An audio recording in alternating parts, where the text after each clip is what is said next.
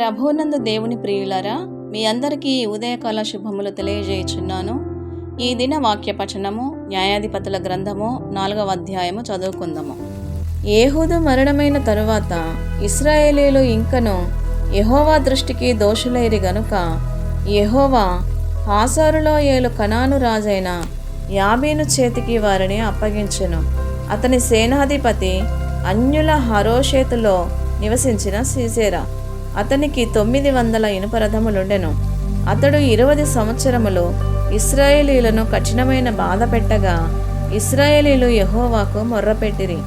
ఆ కాలమున లప్పీదోతునకు భార్య అయిన దెబోరా అను ప్రవక్తి ఇశ్రాయేలులకు న్యాయాధిపతినిగా ఉండెను.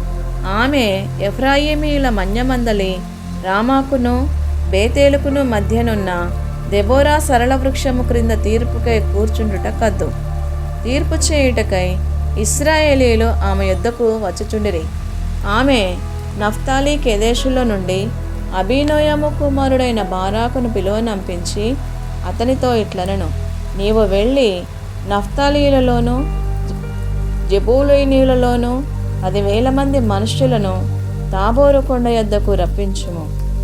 నేను నీ దగ్గరకు యాబీను సేనాధిపతి అయిన సిసెరాను, అతని రథములను, అతని సైన్యమును కీషోను ఏటి యొద్దకు కూర్చి నీ చేతికే అతనిని అప్పగించెదనని ఇశ్రాయేలీల దేవుడైన యెహోవా సెలవిచ్చి ఉండలేదా అని దెబోరా చెప్పగా, బారాకు, నీవు నాతో కూడా వచ్చిన ఎడల నేను వెళ్ళెదను, కానీ నీవు నాతో కూడా రాని ఎడల నేను వెళ్ళనని ఆమెతో చెప్పెను.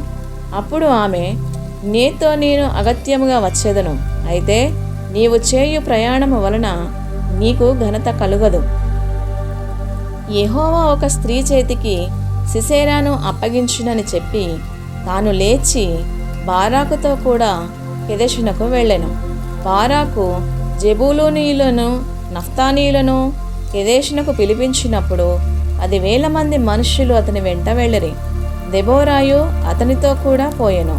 అంతకులోగా కయీనీయుడైన హేబెరు మోషే మామయ్యన హోబాబు సంతతి వారైన కయీనీయుల నుండి వేరుపడి కేదేశులోనున్న జయనన్నీలో మస్తకీ వృక్షము నొద్ద తన గుడారమును వేసుకొని ఉండెను.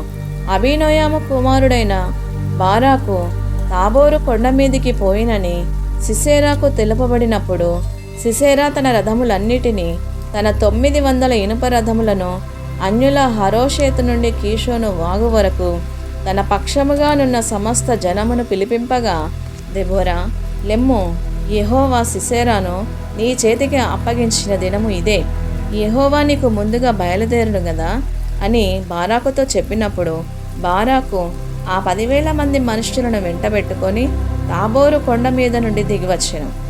బారాకు వారిని హతము చేయునట్లు యెహోవా సిసెరాను, అతని రథములన్నిటినీ, అతని సర్వసేనను కలవరపరచగా సిసెరా తన రథము దిగి కాలినడకను పారిపోయెను. బారాకు ఆ రథములను, సేనను అన్యుల హరోషేతు వరకు తరుమగా సిసెరా యొక్క సర్వసేనయు కత్తివాత కూలెను.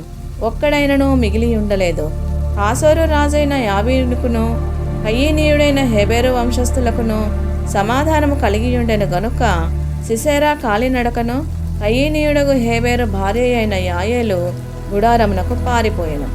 అప్పుడు యాయేలు సిసెరాను ఎదుర్కొనబోయి అతనిని చూచి, నా ఏలినవాడా, నా తట్టు తిరుగుము, భయపడకుమని చెప్పినందున అతడు ఆమె గుడారమునకు చొచ్చెను.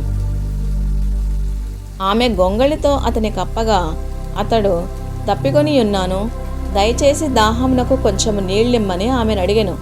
ఆమె ఒక పాలబుడ్డి విప్పి అతనికి దాహమిచ్చి అతని కప్పుచుండగా అతడు, గుడారపు ద్వారమున నిలిచియుండుము, ఎవడే కాని లోపలికి వచ్చి ఇక్కడ ఎవడైనను ఉన్నాడా అని నిన్నడిగిన ఎడల నీవు ఎవడనూ లేడని చెప్పవలనను.